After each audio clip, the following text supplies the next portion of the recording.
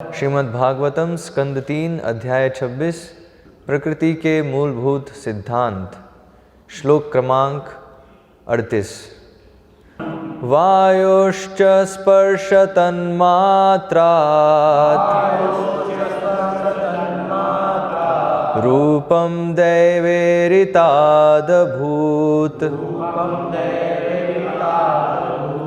समुत्थितं ततस्तेजस् चक्षुरूपोपलम्भनम्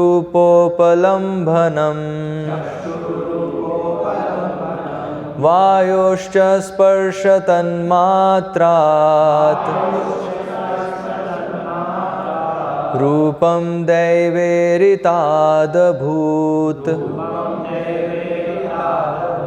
समुत्थितं ततस्तेजस् चक्षुरूपोपलम्भनम्।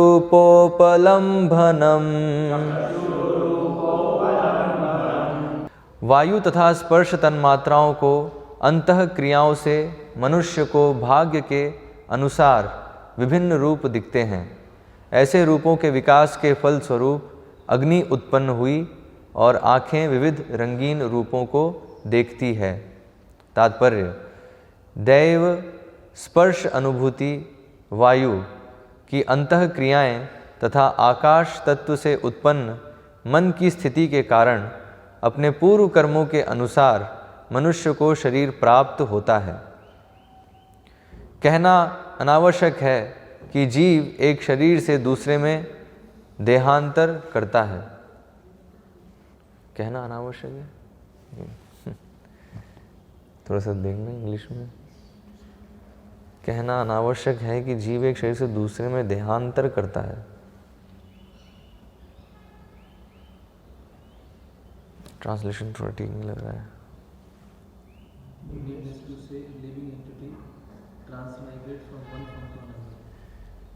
Needless to से उसको translate किया कहना अनावश्यक है। इसमें मुझे कहने की ज़रूरत नहीं है।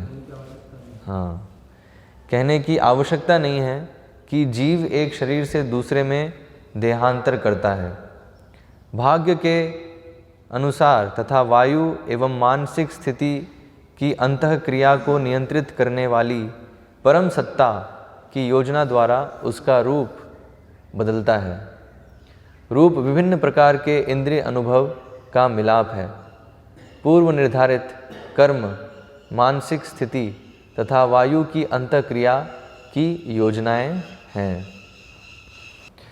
तो पूर्व श्लोक में हमने देखा कि कैसे वायु जो है वो वायु का जो महत्व है वो हमने देखा। तो वायु का जो कार्य है वो बताया है। गतियों, मिश्रण, शब्द को पदार्थों तथा अन्य इंद्रिय बोधों तक पहुंचाने एवं अन्य समस्त इंद्रियों के समुचित कार्य करते रहने के लिए सुविधाएं प्रदान कराने में वायु की क्रिया लक्षित होती है। तो जो हमारा शरीर है और शरीर की जो इंद्रियां हैं वो ठीक से कार्य करती हैं जब शरीर में जो वायु है वो सही से चल रही है ना। तो उसे कहते हैं स्वस्थ अवस्था। तो तात्पर्य में श्रील प्रभुपाद बताए कि अस्वस्थ अवस्था है वो वायु का जो संतुलन है वो बिगड़ने के कारण होती है। जैसे कौन कौन से रोग बताए प्रभुपाद ने? लकवा, तंत्रिका अवरोध और पागलपन तथा अन्य रोग वायु के अपर्याप्त संचार के फलस्वरूप उत्पन्न होते हैं। तो अभी यहाँ आज के श्लोक में बताया है कि जो कैसे वायु और स्पर्श तन्मात्रा है ना, तो जो स्पर्श तन्मात्रा है और वायु है इसके क्रियाओं से मनुष्य को मतलब एक रूप मिलता है। एक पर्टिकुलर जो रूप है वो इसके कॉम्बिनेशन से, वायु और स्पर्श तन्मात्रा के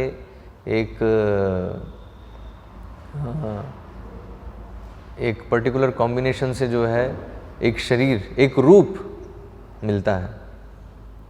तो यहाँ बताया है वायु तथा स्पर्श मात्राओं की अंतः क्रियाओं से मनुष्य को भाग्य के अनुसार विभिन्न रूप दिखते हैं और ऐसे रूपों के विकास के फलस्वरूप अग्नि उत्पन्न हुई और आँखें विविध रंगीन रूपों को देखती है। तो रूप जो है उसको देखने के लिए आँखें चाहिए, लेकिन आँखें कैसे देख पाती हैं? जो विविध रंग हैं और अग्नि है, इसके कारण जो है आँखें रूप को सेंस कर पाती, देख पाती है। ठीक है, तो थोड़ा सा जटिल है समझना क्या चल रहा है, क्योंकि ये सृष्टि है ना, क्रिएशन, और ये जो इंद्रियां, जो शरीर हमें मिला है, 84 लाख योनियाँ जो हम देखते हैं, तो कैसे वो अलग अलग शरीर बनते हैं, है ना, उसका यहाँ पर वर्णन है। तो सरल नहीं है, लेकिन इससे हम थोड़ा बहुत समझ सकते हैं कि वायु और स्पर्श तन्मात्रा, इसके कारण जो है रूप हमें रूप दिखते हैं, विभिन्न रूप जो हैं वो दिखते हैं। तो तात्पर्य में श्रील प्रभुपाद समझा रहे हैं। फिर इसमें एक और बहुत महत्वपूर्ण शब्द यहाँ बताया, भाग्य के अनुसार। फिर भाग्य भी यहाँ बताया है ना। तो भाग्य क्या है? डेस्टिनी, है ना, मतलब भाग्य ये एक बहुत बड़ा डिस्कशन चलता रहता है, वाद विवाद चलता रहता है कि भाग्य एग्जैक्टली है क्या। तो अगर भाग्य में जो होना है वो लिखा है वो होगा ही, तो फिर हमारा फिर हमें अभी क्या करना है ना। तो भाग्य एग्जैक्टली है क्या, तो ये बहुत कम लोग आज की डेट में समझते हैं। दो एक्सट्रीम में जाते हैं, है ना, भाग्य है, सब कुछ फिक्स है, तो फिर अभी हमें क्या करना है। और दूसरा एक्सट्रीम है कि हम जो है हमारा भाग्य हम खुद लिखेंगे, है ना।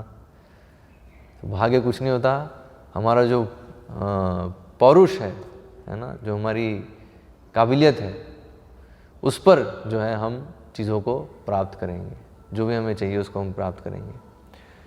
तो इसलिए भाग्य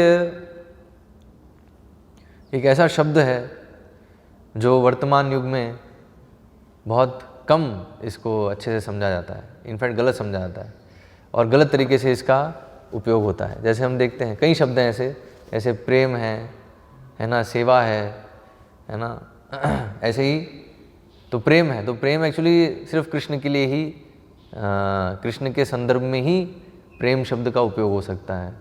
बाकी जो भी बोलते हैं आपसी प्रेम जो है वो दरअसल काम वासना है, वो प्रेम नहीं है ना।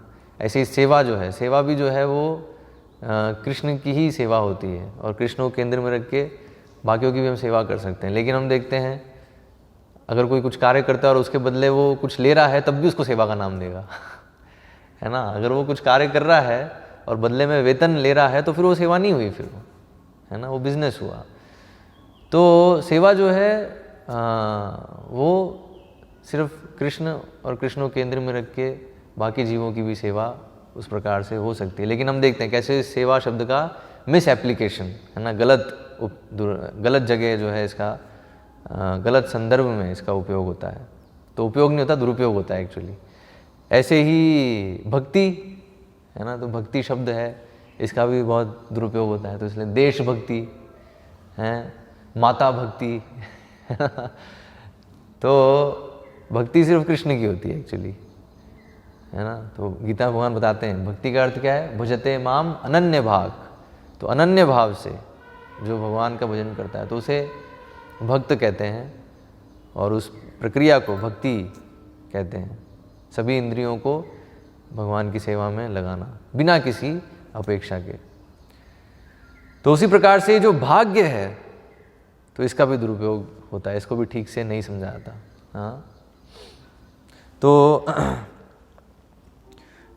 एक तात्पर्य में कुंती महारानी की प्रार्थनाओं में ये एक श्लोक है जिसमें कुंती महारानी प्रार्थना कर रही हैं, मन्ये त्वाम कालमीशानम अनादि निधनम विभुम समम चरंतम सर्वत्र भूतानाम यन्मिथ कलिही। तो यहाँ कुंती देवी भगवान को बता रही है कि मैं समझती हूँ कि आप काल हैं, है ना,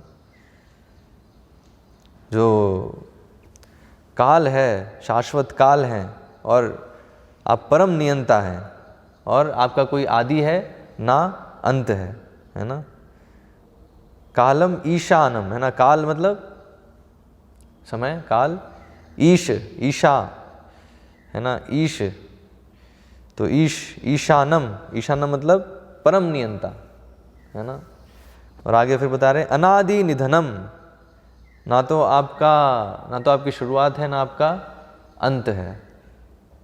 अनादि निधनम, विभुम, विभुम सर्वत्र व्याप्त हैं, लेकिन समम चरंतम सर्वत्र, लेकिन आप सब पर समान रूप से कृपालु हैं।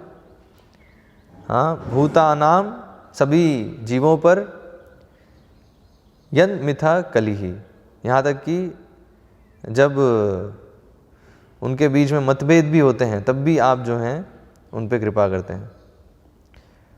फिर यहाँ बताया है एक्चुअली जीवों में जो मतभेद होते हैं वो किस लिए हैं, वो सोशल इंटरकोर्स के कारण है, मतलब सामाजिक जो आदान प्रदान है उसके कारण जीवों में ये मतभेद उत्पन्न होते हैं। लेकिन लोगों में जो भी मतभेद उत्पन्न हो, आप जो हैं सब पर समान रूप से कृपालु हैं। तो यहाँ तात्पर्य में श्रील प्रभुपाद समझाते हैं ये जो भाग्य है, भाग्य की परिभाषा, भाग्य एग्जैक्टली क्या है, यहाँ इस तात्पर्य में प्रभुपाद बता रहे हैं। तो यहाँ बताया है, तो इसलिए हम थोड़ा सा और पीछे जाएंगे। यहाँ सृष्टि जब हो रही है तो हम देखते हैं कि कैसे भगवान काल रूप में बाहर और परमात्मा रूप में अंदर विद्यमान रहते हैं। ठीक है, तो दोनों तरीके से जो है वो जीव की जो भी गतिविधियां हैं, क्रियाएं हैं, उस पर वो नज़र रखते हैं।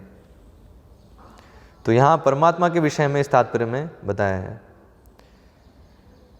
तो यहाँ कुंती महारानी अच्छे से जानती थी कि कृष्ण जो हैं वो सभी के हृदय में निवास करने वाले परमात्मा हैं, और परमात्मा का ही दूसरा रूप है काल। तो वो हमने यहाँ पर भी देखा है ना, दोनों दरअसल भगवान के ही रूप हैं। तो जो काल है वो सभी के अच्छे और बुरे कार्यों को विटनेस करता है ना। उपदृष्टा अनुमंता, चाहे तो उपदृष्टा तो दृश्य है ना, देखते रहते हैं, चाहे वो अच्छे हों बुरे हों। और उस तरीके से फिर जो उन अच्छे बुरे कार्यों का जो परिणाम मिलना है, जो फल मिलना है, वो उसे डेस्टिनी कहते हैं, उसे भाग्य कहते हैं दरअसल। तो वो फल जो है भगवान काल रूप में, परमात्मा रूप में निर्धारित करते हैं कि जो भी कार्य किया है उसका फल उसे मिले, है ना। तो इसलिए ये कहना व्यर्थ होगा। तो यहाँ बताया है कि हमें समझ में नहीं आ रहा है कि हम अभी क्यों दुख में हैं, क्यों कष्ट झेल रहे हैं। तो अगर अभी हम कष्ट झेल रहे, समझ जाइए कि हमारे जो पुराने जो कार्य हैं, है ना, पुराने जो बुरे कार्य हैं, तो उसका जो है फल अभी हम वर्तमान में भुगत रहे हैं। तो हम बोलेंगे अरे लेकिन हम तो भूल गए, है ना, हमें तो याद नहीं है, तो अभी क्यों, जब किया था तभी दंड देना चाहिए था, तो अभी भूल गए तो अभी क्यों दंड दे रहे हैं। तो यहाँ बताया लेकिन परमात्मा हमेशा हमारे साथ हैं और उनको सब पता है। तो हम भूल गए लेकिन परमात्मा नहीं भूले हैं। हाँ, तो इसलिए तो परमात्मा क्योंकि काल रूप भी उन्हीं का दूसरा रूप है, तो इसलिए उनको भूत, वर्तमान और भविष्य दोनों चीज़, तीनों चीज़ वो जानते हैं। और परमात्मा के माध्यम से भगवान कृष्ण जो हैं वो सभी की डेस्टिनी, सभी का जो भाग्य है वो लिखते हैं एक्चुअली। हाँ, क्योंकि वो परम नियंता है। तो इसलिए देखिए यहाँ वो जो फेमस जो सेइंग है ना, फेमस कथन है, प्रसिद्ध कथन है कि भगवान की मर्जी के बिना तो पत्ता भी नहीं हिलता, है ना। तो यहाँ प्रभुपाद उस चीज़ को लिख रहे हैं। तो यहाँ एक्चुअली वो थोड़ा गलत है, मर्जी नहीं है, भगवान के सैंक्शन किए बिना। तो भगवान की मर्जी में और सैंक्शन में अंतर है।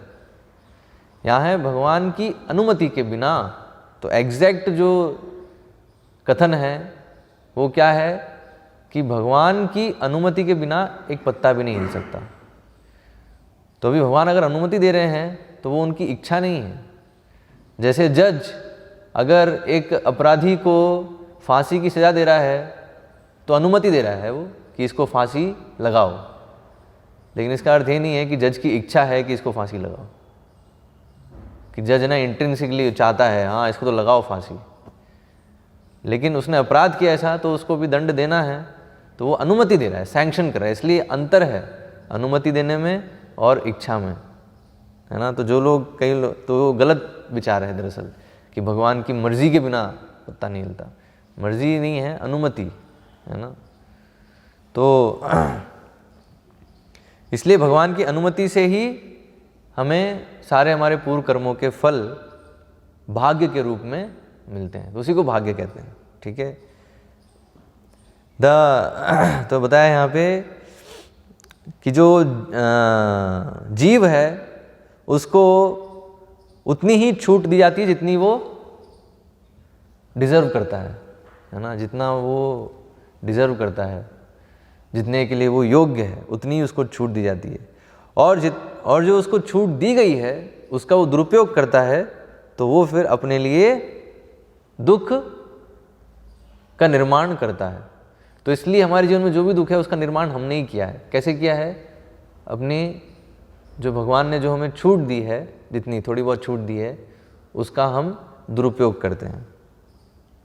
तो इसलिए बताया misuse of that freedom is the cause of suffering. तो मैं बताया हमारी सफरिंग का कॉज क्या है, हमारी जो दुख है, जो भी हमारे जीवन में कष्ट है, उसका कारण क्या है?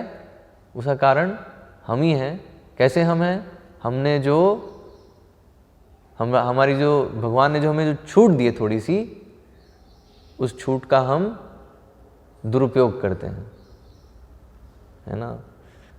तो यहाँ बताया तो भक्त जो हैं वो दुरुपयोग नहीं करते हैं। तो इसलिए बताया devotees of the Lord do not misuse their freedom. तो जो भक्त हैं, भक्त का ये लक्षण है कि वो जो उसको भगवान ने छूट दी है उसका वो दुरुपयोग नहीं करता है।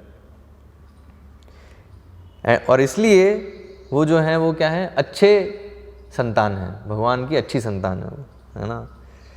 लेकिन दूसरे जो भगवान ने छूट दी है उसका दुरुपयोग करते हैं, वो क्या है? उन लोगों को काल शक्ति के द्वारा संकट में डाला जाता है ना। तो वो उनका जीवन फिर संकट में ही रहेगा। क्यों? क्योंकि उनको जो भगवान ने छूट दी उसका दुरुपयोग किया, और दुरुपयोग करते ही वो फिर काल में रिकॉर्ड हो गया वो, है ना। तो ये ऐसा है, मतलब जैसे हम देखते हैं कैमरा जो है, आज हम देखते नहीं सीसीटीवी कैमरा और लगा रहता है, तो कैमरे के सामने जो भी चीज़ हो रही है तो रिकॉर्ड हो रही है, और जब भी चाहें तो उसको उस इन्फॉर्मेशन को निकाल सकते हैं। तो दरअसल ये जो चीज़ है, कैमरा जो कर रहा है ना, वो दरअसल परमात्मा की नकल करने की कोशिश कर रहे हैं, है ना। जो आसुरिक लोग हैं तो वो लोग प्रयास कर रहे हैं परमात्मा जैसा बनने का। तो परमात्मा जैसे ऑब्जर्व करते हैं हर चीज़ को, तो ये कैमरे और इन सब टेक्नोलॉजी के माध्यम से उस तरीके से वो लोगों को ऑब्जर्व करना चाहते हैं और उसको रिकॉर्ड कर देना चाहते हैं। तो हम ठीक है, तो हम समझ सकते हैं कि जब ये लोग इतना कर सकते हैं तो फिर भगवान की क्षमता कितनी है ना। तो उनका जो कैपेसिटी वो इतना है, कभी भी ये तो फिर भी डिलीट हो सकता है ना। जो रिकॉर्ड है ना, वो तो फिर भी डिलीट हो सकता है एक बटन पे, लेकिन जो परमात्मा का जो रिकॉर्ड है वो डिलीट नहीं हो सकता। ऐसा ज़बरदस्त रिकॉर्ड है और ऐसा ज़बरदस्त ऑब्जर्वेशन है ना। क्योंकि देखो दो रूप में वो हैं, कार्य कर रहे हैं, काल के रूप में बाहर हैं और अंदर परमात्मा के रूप में। तो आप बोलो कि चलो किसी से मिस हो गया, लेकिन दूसरा जो है वो रिकॉर्ड कर लेगा, है ना। हालांकि एक से भी मिस नहीं होता है, दोनों ही रिकॉर्ड कर रहे हैं, काल भी रिकॉर्ड कर रहा है, परमात्मा भी देख रहे हैं। तो इसलिए जो लोग, तो जैसे ही भगवान देखते हैं कि अपने स्वतंत्रता का वो दुरुपयोग कर रहा है, तो तुरंत फिर संकट उसके ऊपर डाल दिया जाता है। तो यहाँ बताया others who misuse freedom are put into miseries. तो यहाँ बताया पुट इनटू मिजरीज, उनको जो है संकट में डाल दिया जाता है भगवान की काल शक्ति के द्वारा, और ये अल्टीमेटली परमात्मा के कंट्रोल में ही चल रहा है। तो इसलिए जो काल है वो सभी जो जीव हैं, बद्ध जीव हैं, उनको सुख और दुख का जो मिश्रण है वो देता रहता है। क्योंकि बद्ध जीव सब इसी है ना, वो थोड़ी सी छूट है उसको दुरुपयोग करते ही हैं, है ना, और उसके कारण फिर अपने लिए वो दुख क्रिएट करते हैं और इस तरह से फिर दुख मिलता है। फिर समझ में आता है वो तो थोड़ा सा फिर जो है स्वतंत्रता को सही से उपयोग करते हैं, थोड़ा शास्त्रों का पालन करते हैं, है ना, तो फिर थोड़ा सा फिर सुख मिलता है। तो इस तरह से सुख दुख का चक्र चलता रहता है। तो भी यहाँ बताया it is all predestined by eternal time. तो भी ये तो प्री डिस्टिंड है, तो भी प्री डिस्टिंड मतलब वो तो ये भाग है, पहले से ही वो निश्चित है कि ऐसा मिलने वाला है, ये काल के द्वारा सुनिश्चित होता है। So we have miseries uncalled for, है ना, तो हम दुख जो हैं, तो यहाँ बताया जैसे हम दुख के लिए प्रयास नहीं करते दुख आता है, उसी प्रकार से सुख भी आएगा। Happiness also comes without being asked, क्योंकि ये सब क्या है, काल के द्वारा निर्धारित है। तो इसलिए प्रहलाद महाराज भी अपनी शिक्षाओं में ये चीज़ बताते हैं कि दुख के लिए हम जैसे प्रयास नहीं करते फिर भी दुख आता है, उसी प्रकार से सुख भी आएगा, उसके लिए भी प्रयास करने की ज़रूरत नहीं है। तो ये जो चीज़ है ये लोग समझ नहीं, लोगों को लगता है नहीं कि हम बहुत प्रयास करेंगे तो हम सुखी हो जाएंगे, हम अपने सुख, हम अपने भाग्य को बदल देंगे। हाँ, लेकिन यहाँ साफ साफ बताया है शास्त्रों में कि आप भाग्य को नहीं बदल सकते। भाग्य के अनुसार आपका सुख दुख फिक्स है। कैसे फिक्स है? क्योंकि आपको एक पर्टिकुलर शरीर मिला है, तो भी वो ये आज श्लोक में बताया है ना। तो इसलिए बताया है भाग्य के अनुसार तथा वायु एवं मानसिक स्थिति की अंतःक्रिया को नियंत्रित करने वाली परम सत्ता की योजना द्वारा उसका रूप बदलता है। तो यहाँ बताया है ना।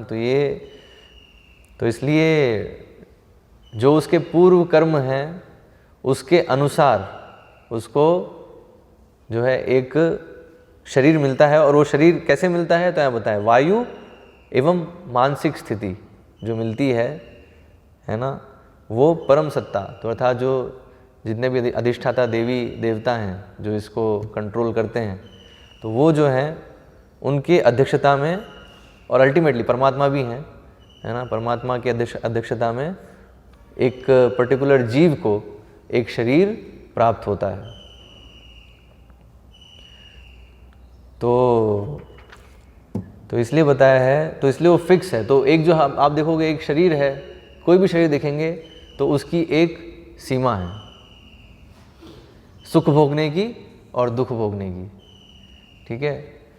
जैसे हम देखते हैं जैसे पशुओं में हम ये चीज़ साफ साफ देख सकते हैं कि जैसे चिड़िया है, तो चिड़िया जो है उसको जितना अगर कितना भी दाना डालेंगे तो जितना दाना उसको वो खा सकती है उतना खाकर वो चली जाएगी। ऐसा नहीं कि वो जो है ओवर ईटिंग, है ना, ओवर ईटिंग वाली जो समस्या ना वो सिर्फ मनुष्यों में ही है, और वो भी कलयुग के मनुष्यों में, है ना। बाकी हम देखते हैं बाकी जीवों में समस्या नहीं है कि ओवर ईटिंग कर लिया उन्होंने, उनको पता है भाई इतना हमारी आवश्यकता है, वो उतना खा लेते हैं, है ना। तो उससे अधिक, क्योंकि उनको पता है उससे अधिक वो नहीं खा सकते हैं, खाएंगे तो वो बीमार पड़ेंगे, या फिर वो मतलब प्रकृति इस तरह से मतलब उनको ये सेंस हो जाता है कि अभी बस अब लिमिट आ गई है। तो ये बताइए, तो इसलिए वो बताया ना, तो इसलिए उसका वो जो इंद्रिय सुख, तो यहाँ जब सुख दुख की बात हो रही है क्या है, इंद्रिय सुख की बात हो रही है। ये जो इंद्रियां हैं वो जब इंद्रिय विषयों के संपर्क में आती हैं तो उससे जो सुख का अनुभव होता है उसकी यहाँ बात हो रही है कि वो जो सुख दुख है वो फिक्स है। क्यों फिक्स है? क्योंकि आपका शरीर फिक्स है।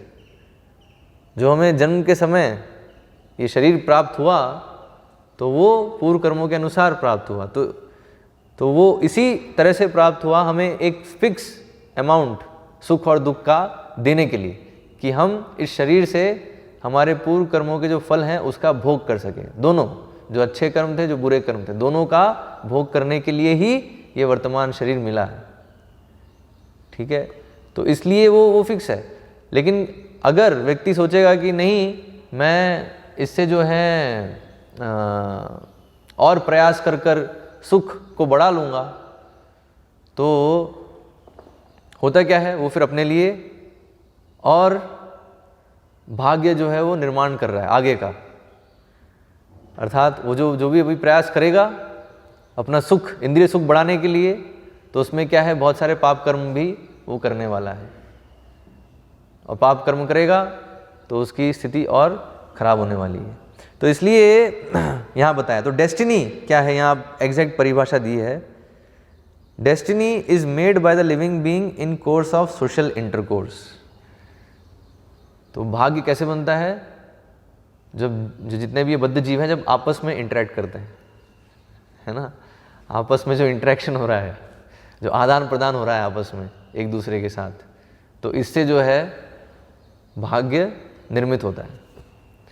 तो इसलिए बताया है, तो वही है, तो इसलिए हम अपने आदान प्रदान में अगर किसी को दुख देते हैं तो फिर हमें भी वो दुख मिलना है, किसी को सुख देते हैं तो फिर हमें भी वो सुख मिलना है। तो इस तरीके से वो सुख दुख का जो है चक्र चलता रहता है। तो ये है, तो भाग्य बनता है हमारे सामाजिक आदान प्रदान से। जो बद्ध जीव समाज में एक दूसरे से आदान प्रदान करते हैं, उससे उनका भाग्य निर्मित होता है। और कैसे, तो अभी बताया वो, अब वो दुर्भाग्य कैसे बनता है ना, दुर्भाग्य कैसे बनता है, क्योंकि सब प्रयास कर रहे हैं नियंता बनने का, प्रकृति के ऊपर प्रभुत्व जताने का, हाँ। तो बताया everyone here wants to lord over material nature. तो हर कोई प्रभु बनना चाहता है, हर कोई इस प्रकृति का नियंता बनना चाहता है। And thus everyone creates his own destiny. और इसलिए इस वृत्ति से फिर वो सारे आदान प्रदान करता है, और इससे वो अपना भाग्य बनाता है under the supervision of supreme Lord.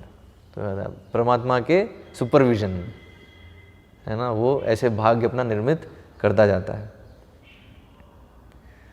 तो ये बताया, तो ऐसे, तो जो हमने पहले जो कार्य किए हैं तो उसके अनुसार तो वो एक डिसाइड हुआ है कि अब हमें हमारे ये कर्म फल हैं, अब इसको भोगना है।